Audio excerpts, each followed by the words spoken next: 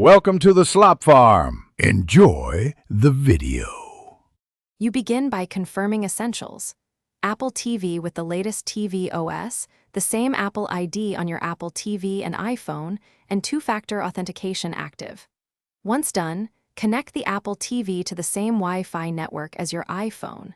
Next, sign into iCloud on the Apple TV, enable iCloud keychain, and open Settings Users and Accounts. Make sure Home is permitted for that account. This initial alignment makes the device eligible to become your Home hub immediately. Now you configure the hub in the Home app.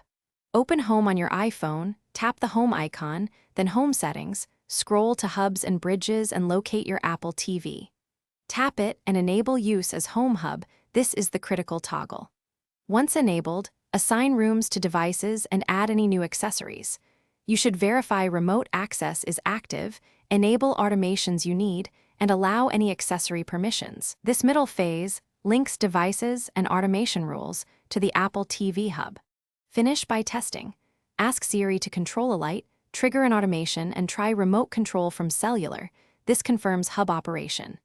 If the Apple TV shows unavailable, restart it, verify iCloud sign-in and two-factor, and confirm the device is on the same network. Make sure software update stays current.